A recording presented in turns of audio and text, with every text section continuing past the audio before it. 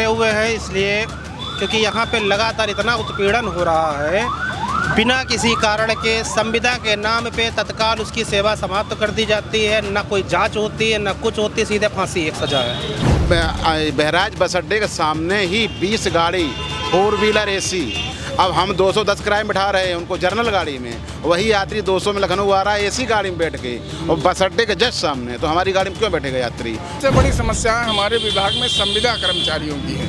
हमारे विभाग का संविदा कर्मचारी न्यूनतम वेतन में, इतने कम वेतन में काम कर रहा है। परिवहन विभाग में आज 95% संविदा का चालक प्रचालक है। 4 PM न्यूज़ नेटवर्क में आप सभी का स्वागत है। मैं हूं क्षितिज कांत। कार्यालय आप पीछे देख रहे हैं उत्तर प्रदेश सड़क परिवहन निगम। ये कार्यालय है 5 महात्मा गांधी मार्ग लखनऊ पर, और जस्ट बाहर यहाँ पर देखेंगे तो तमाम कर्मचारी हैं जो कि इस विभाग से हैं, और सभी यहाँ पर प्रदर्शन पर बैठे हुए हैं। एक बैनर बगल में लगा दिख रहा है आपको, सत्याग्रह, जिसमें मुस्कुराते हुए सूबे के मुख्यमंत्री योगी आदित्यनाथ जी की तस्वीर है। और यहाँ पर तमाम कर्मचारी परेशान हैं। यहाँ पर दफ्तर से हो मिलने वाली तमाम जो आश्वासन है उनके खिलाफ तमाम सारी बार इन लोगों ने तमाम बार प्रदर्शन किया, लेकिन सबसे बड़ी बात ये, मांगे नहीं मानी जाती और हमेशा इनके साथ समस्याएं वही व्याप्त रहती जिनके खिलाफ ये प्रदर्शन करते हैं। नीचे देख रहे हैं कि साफ तौर से लिखा है उत्पीड़न शोषण को समाप्त करने की गुहार की है। तमाम लोग बैठे हुए, हम बात करेंगे समस्याएं क्या हो गई, आज प्रदर्शन पे क्यों बैठे हुए हैं?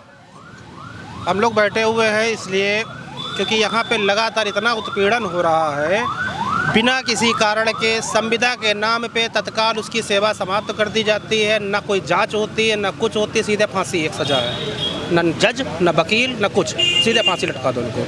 कम से कम ये तो जानने की कोशिश करिए कि क्या उसका रोल था उस चीज़ में। क्या समस्याएं कैसी समस्याएं? समस्याएं ऐसे हैं जैसे मान लेते हैं लोड फैक्टर का। बिल्कुल सब जानते हैं कि जुलाई के महीने में लोड फैक्टर डाउन रहता है, स्कूल कॉलेज खुलते हैं। 51% अगर लोड फैक्टर आएगा तो हमारी सैलरी मिलेगी, वरना से सैलरी काट लेते हो। सैलरी क्या देते हैं? सैलरी वही फिक्सेशन की, जिसकी उसको फिक्सेशन के हिसाब से। बाकी अन्य राज्यों में सबसे कम सैलरी हम लोगों को दी जाती है। बिल्कुल। कैमरामैन से कहूँगा इधर दिखाएं, यहाँ पर 55,000 कर्मचारियों की समस्याएं हैं। अब जैसे अब देखा जाए उत्तराखंड में, राज्य में करीब 3 रुपये किलोमीटर दिया जाता है, और हमारे यहाँ 1 रुपया 89 रुपये पैसा। उसके बाद वहाँ कोई लोड फैक्टर का टेंशन नहीं है। हमारे यहाँ लोड फैक्टर हम अपनी 51% नहीं लाएंगे तो मेरी तनख्वाह कटती, हमको उससे ज़्यादा टेंशन है। अगर हम कम आती तो सैलरी भी आप काटते हैं, रूट परिवर्तन भी करते हैं, और विभाग से आपको तत्काल सेवा भी समाप्त कर देते हैं। इतनी से एक ही में रहते हैं आप लोग। उसके बाद कारण यह है कि अगर कोई बात पैसेंजर के द्वारा झूठ भी बोल दी जाती है, उसकी जाँच नहीं की जाती है। अगर उसने ट्विटर पर डाल दिया तो तत्काल आपका काम खत्म कर जाइए। समस्याएं बहुत है। नाम आपका क्या हुआ? रमाकांत। कौन से रूट पे चल रहे हैं आज तक? मैं फ़िलहाल तो देहरादून चलता हूँ, अभी गाड़ी हमारी डैमेज है तो जहाँ मिलती वहाँ चल रहे हैं। बहराइच में अभी उस दिन गया हूँ तो बहराइच बस अड्डे के जस्ट सामने 4 व्हीलर 20 गाड़ी, जैसे लखनऊ किराया हमारा 210 रुपये है, वो 200 रुपये में एसी में लेके आ रहे हैं, तो हमारी गाड़ी में यात्री क्यों बैठेगा? अच्छा, बीच में एक चीज़ और देखी जाती है, तमाम सारी जो प्राइवेट बसें हैं वो चल गई हैं, तमाम डग्गा मार बसें चल गई। इसके कारण तो नुकसान हुआ। बिल्कुल नुकसान है सर, बिल्कुल नुकसान है। बहराइच बस अड्डे के सामने ही 20 गाड़ी 4 व्हीलर एसी, अब हम 210 किराए में बैठा रहे हैं उनको जनरल गाड़ी में, वही यात्री 200 में लखनऊ आ रहा है एसी गाड़ी में बैठ के, और बस अड्डे के जस्ट सामने, तो हमारी गाड़ी में क्यों बैठेगा यात्री? और हमारे ऊपर दबाव बनाया जा रहा है कि आप 50% इनकम ले आइए। हम कहाँ से इनकम ले आएंगे? डग्गा मार को बंद नहीं कर रहे, डग्गा मार को बढ़ावा दे रहे हैं लोग, हमारे ऊपर दबाव बना रहे हैं कि आप इनकम ले आइए। कहाँ से इनकम लेके आएंगे? और इनकम नहीं आ रही है तो हमारा वेतन कट रहा है। दबाव किस तरीके का फील करते हैं? दबाव फील तो ये है कि अगर आप 50% इनकम नहीं ले आ रहे तो वेतन से आपके पैसे कटेंगे। आप कौन से रूट पे चल रहे हो? जी, मैं मानसिंह लखनऊ क्षेत्र का क्षेत्रीय अध्यक्ष हूँ जी, और लखनऊ क्षेत्र के समस्त डिपो हमारे अधीनस्थ आते हैं। समस्याएं ऐसी हैं और इतने प्रकार की समस्याएं हैं। मेन समस्याएं, जो बड़ी समस्याएं आप लोग फील करते हैं, वो सबसे बड़ी समस्याएं हमारे विभाग में संविदा कर्मचारियों की है। हमारे विभाग का संविदा कर्मचारी न्यूनतम वेतन में, इतने कम वेतन में काम कर रहा है। परिवहन विभाग में आज 95% संविदा का चालक प्रचालक है। इस विभाग को अगर कोई चला रहा है तो संविदा का चालक परिचालक चला रहा है, और सबसे ज़्यादा शोषण उत्पीड़न सिर्फ संविदा कर्मचारियों के साथ हो रहा है। मतलब गुड़ भरी हंसिया, ना निगले में ना उगले में, ये सीन चल रहा है। यही आप मान लीजिए। कंडीशन ये है कि हमारा परिचालक जो आज लोड फैक्टर की मार झेल रहा है, ये लोड फैक्टर उस समय लागू किया गया था सिर्फ हम लोगों से वार्ता करके कि सिर्फ 1 महीने 2 महीने के लिए ही ये लोड फैक्टर आप लोगों पे लागू रहेगा, क्योंकि कोविड काल में लोड फैक्टर के आधार पे वेतन देने की बात प्रबंध निदेशक महोदय से हुई थी, किंतु उसको परमानेंट कर दिया गया। ये अन्याय है भाई। हम अगर 150% लोड फैक्टर ला रहे हैं तो विभाग में जमा कर रहे हैं, तो अगर 25% आएगा तो क्या मैं घर लेके जाऊँगा? वो भी मैं विभाग में जमा करूँगा। हम पूरी मेहनत करते हैं, पूरी मेहनत से, लगन से, शिद्दत से परिवहन निगम को बढ़ाने में कार्यरत है हमारा चालक परिचालक, लेकिन सबसे ज़्यादा वही पीड़ित है, वही शोषित है। संविदा समाप्त कर दिया, उसके बाद वो अधिकारियों के चक्कर लगा रहा, अधिकारी उससे धनुगाही कर रहे हैं। 10,000 कमाने वाला संविदा बहाली के लिए 20,000 रुपया आपको कहाँ से घूस दे पाएगा भाई? घूस भी चलता है बिल्कुल 100% बिना घूस के। इतना भ्रष्ट विभाग, परिवहन विभाग से ज़्यादा भ्रष्ट विभाग और परिवहन विभाग से ज़्यादा भ्रष्ट अधिकारी भैया इंडिया में नहीं मिलेंगे। एक बात बताइए, परिवहन मंत्री दयाशंकर सिंह निकलते हैं सड़कों पर, तस्वीरें सभी ने देखी, डग्गा मार बसों को चालान भी करवाया उन्होंने, कोई फर्क नहीं पड़वा पाते। देखिए वो सब हाथी के दांत दिखाने के कुछ और हैं और हो कुछ और रहा है। अंदर की बात अगर खुल के कहे, भाई हम तो मजदूर हैं और हमारी मजदूरी भी नहीं मिल रही है, मैं सीधे सीधे आरोप लगा रहा हूँ, आरोप नहीं, और ये 100% सत्य है। सत्य ये है कि एक सिपाही से लेके, एक होमगार्ड के सिपाही से लेके, एक पुलिस के सिपाही से लेके टीआई, थाना इंचार्ज, चौकी इंचार्ज, हिलका इंचार्ज, सीओ, टोटल ये डग्गामारी में संलिप्त हैं। कोई भी अछूता नहीं है। बिल्कुल एक सिपाही वसूली करके दरोगा को दे रहा है, दरोगा वसूली करके थाना इंचार्ज को दे रहा है, थाना इंचार्ज वसूली करके सीओ को दे रहा है, तभी तो हमारी नहीं सुनी जा रही है। और दयाशंकर जी सिर्फ और सिर्फ वो गाड़ियाँ पर, ये गाड़ी खड़ी है, परमिट की है, फोटो बनवा लिया, वीडियो बनवा लिया, डाल दिया सोशल मीडिया में। वो मंत्री हैं तो उनकी सुनी जाएगी, हम मजदूर हैं तो हमारी नहीं सुनी जाएगी। हम आज सत्याग्रह कर रहे हैं, कल भूख हड़ताल करेंगे, परसों धरना प्रदर्शन करेंगे, फिर रोड जाम करेंगे, चक्का जाम करेंगे, लाठीचार्ज होगी, गोली चलेगी, हम तैयार हैं उसके लिए भी। देखिए काफ़ी बड़ी बात कह रहे हैं मुख्यमंत्री जी की तस्वीर पहले आप देख लीजिए। दयाशंकर सिंह इन्हीं के कार्यकाल में मंत्री हैं। कुछ ही दिन पहले एक वीडियो वायरल होती है जिसमें जा कर के एक बस को कहते चालान कर दीजिए, लेकिन यहाँ पर बोलते वो मंत्री हैं तो उनकी सुनी जाएगी, सोशल मीडिया पर काफ़ी वायरल होंगे, लेकिन ये मजदूर हैं, गोली तक खा लेंगे लेकिन इनकी बातें नहीं सुनी जाएगी। तमाम लोग पीछे बैठे हुए। मंत्री दयाशंकर सिंह, अभी 1 हफ्ता नहीं बीता, वीडियो काफ़ी वायरल हुई है, एक बस को उन्होंने चालान करवाया। यहाँ पे आपके तमाम मजदूर साथी बैठे हुए हैं, बसों को तमाम सारी समस्या हैं। मंत्री जी तक कभी पहुँचे आप लोग? आवश्यकता नहीं पड़ी, लेकिन अभी तो सड़क पर बैठे, अब आवश्यकता तो पड़ गई। हम मुख्यमंत्री जी के लिए बैठे हैं। तो मुख्यमंत्री जी सुनवाई करे, दयाशंकर जी सिंह जी से उम्मीद नहीं है? हमें लगता है कि शायद ये एमडी बहुत बड़े वाले हैं, ये उनकी नहीं सुनेंगे, हमें लगता है। दयाशंकर सिंह जी से बड़े हैं? मुझे सही लगता है, क्योंकि वो सुनते नहीं। नाम क्या एमडी जी का? मासूम अली सरवर। मासूम है बहुत? हाँ। धन से भी? अब ये नहीं कर पाऊँगा मैं। आरोप तो लग रहे हैं यहाँ नीचे से लेकर ऊपर तक संलिप्त है, तभी तो बड़े एक्शन नहीं लिया। बात ये होती है कि जैसे मैं बार बार कह रहा हूँ, पिछले सत्र में और इस सत्र में स्थानांतरण में घोटाला हुआ। बिल्कुल। शिकायत करने पे नीचे अधिकारी की ये कागज़ मांगते हैं और उसके ऊपर कोई कार्रवाई नहीं होती जी। और परिवहन निगम जो आज हमारे साथी लोग चाहे अपनी आय लाने के लिए, अपनी कटौती बचाने के लिए दंगा मार से लड़ रहे हैं और अपनी गाड़ियों को दुरुस्त कराने के लिए निजी पैसा भी लगा रहे हैं, उस पर हमारे एमडी साहब 2,500 गाड़ियाँ रोज़ खड़ी रहती है, जिसका 5 से 7 करोड़ रुपए का रोज़ नुकसान होता है, चिंतित नहीं होते हैं। स्पेयर पार्ट की कमी से गाड़ियाँ रोज़ ब्रेकडाउन होती है, पब्लिक के बीच में थू-थू हो रही है, पब्लिक के बीच में छवि धूमिल हो रही है। तो अब इसका अर्थ चाहे जो भी हो, जैसा लगा आप लोग यहाँ से बैठ करके मुख्यमंत्री तक के बातें पहुँचा रहे हैं कि ये लोग आपकी छवि धूमिल करने के तरीके से काम कर रहे हैं। 7 करोड़ रुपए डेली नुकसान होना यही हुआ। 7 करोड़ रुपया आदमी जिंदगी में नहीं कमा पाता, डेली नुकसान करवा रहे हैं, डेली 7 करोड़ रुपए। और ये किस वजह से, वजह क्या मानते हैं इसकी? स्पेयर पार्ट्स नहीं है, चालक परिचालक कम है, इसमें भर्ती में ये कोई कार्रवाई नहीं कर रहे हैं। मैंने वो समय देखा, मैं जो है 87 से हूँ रोडवेज में, मैंने वो समय देखा है कि जब किसी रीजन की 5 गाड़ी भी खड़ी हो जाती थी तो एमडी डायरेक्ट कॉल करके एसएम को, आरएम को टाइट करते थे कि 5 गाड़ियाँ खड़ी क्यों हो गई, और ब्रेकडाउन का और ऑफ रूट का प्रतिशत 1 पॉइंट या 1.5 से ज़्यादा नहीं होता था। आज 9000 बसों में से 2500 बसें खड़ी है।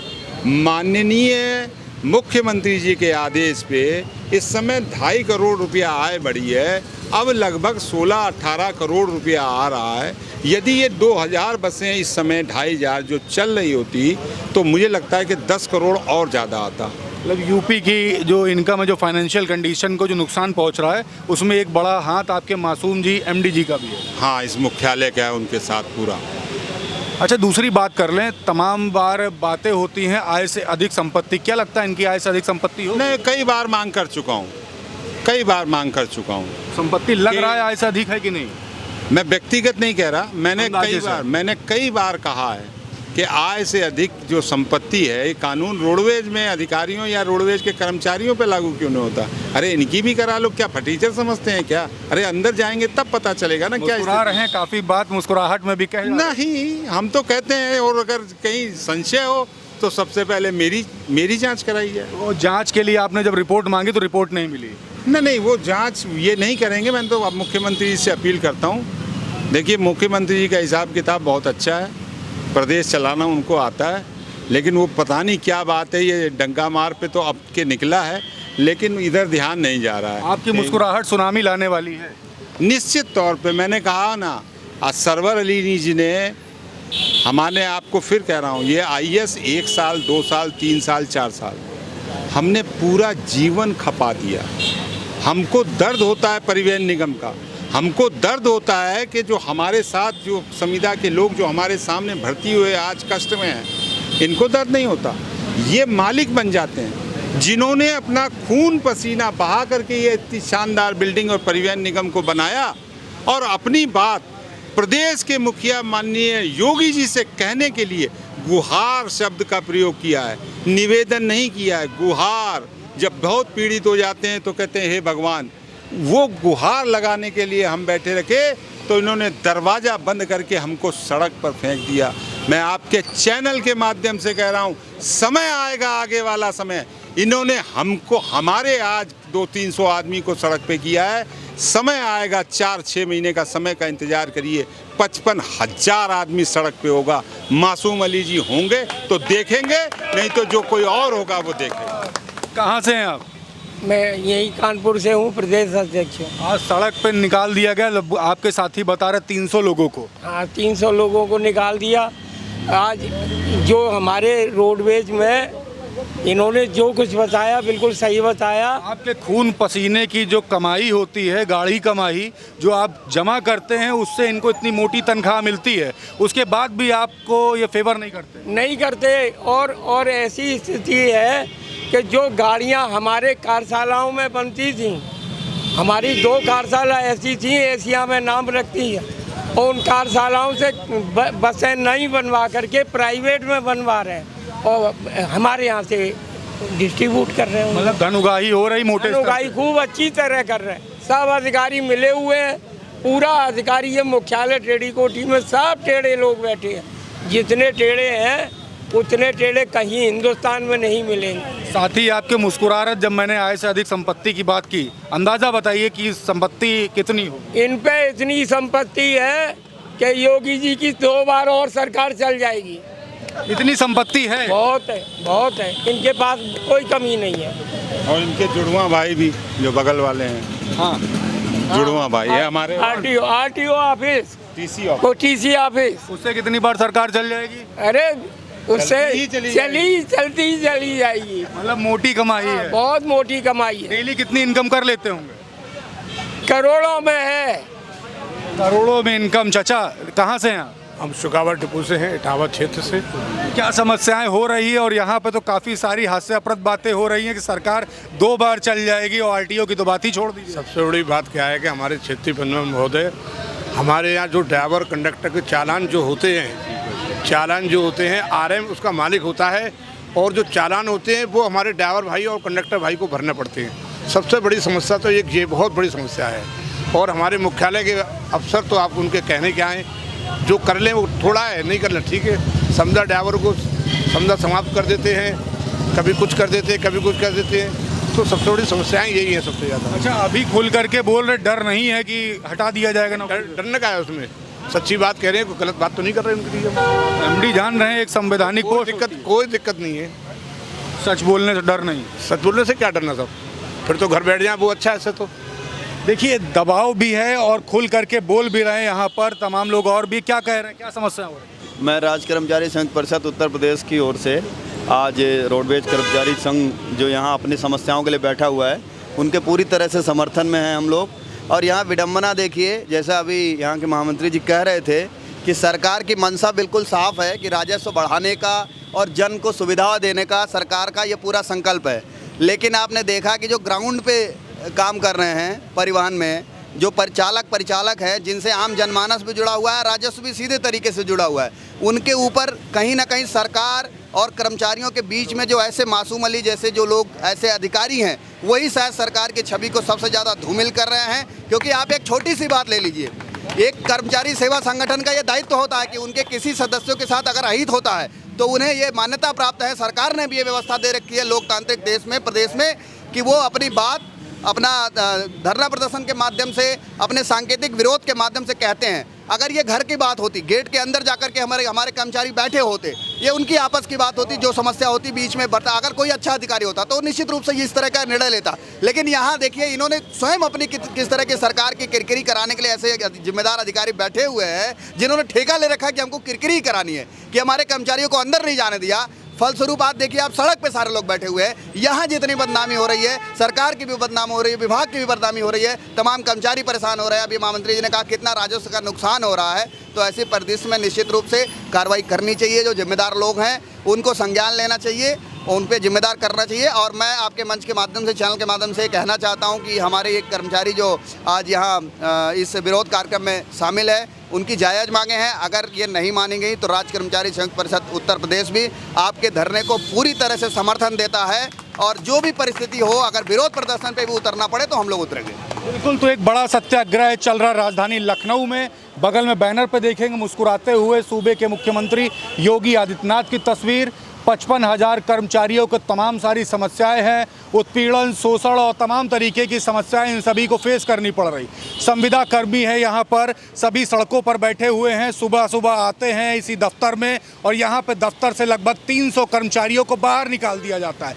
बात होती है तो लगभग 7 करोड़ का चूना पूरे प्रदेश का डेली लग रहा है। आरोप लगा रहे यहाँ पर तमाम जो यहाँ के जो कर्मचारी हैं, वो आरोप लगा रहे हैं कि अगर यहाँ इनकी अगर संपत्ति की अगर जांच कर ली जाए तो मुख्यमंत्री योगी आदित्यनाथ का कार्यकाल 2 बार और चल सकता है। और आरटीओ की संपत्ति की अगर जांच करा ली जाए तो कार्यकाल कब तक चल सकता है, इसका अंदाज़ा नहीं लगाया जा सकता। तो देख सकते हैं कि जो 2 कार्यालय हैं, एक तो बगल में उत्तर प्रदेश राज्य सड़क परिवहन निगम और इसी के जस्ट थोड़ी दूरी पर आरटीओ विभाग, तमाम आरोप लगते हैं। और यहाँ पर जो कर्मचारी है, हैंड टू माउथ हैं। अगर सरकार के पास जाते हैं अपनी समस्या लेकर के, यहाँ पे परिवहन निगम में एमडी साहब के पास, तो समस्याएं सुनी नहीं जाती। कोई भी अगर कंप्लेन कर दी जाए तो इनकी सुनवाई ना हो करके, निष्पक्ष जांच ना करके एक तरफा फरमान जारी किया जाता है। अब देखने वाली बात ये होगी खबर चलने के बाद किस तरीके के एक्शन में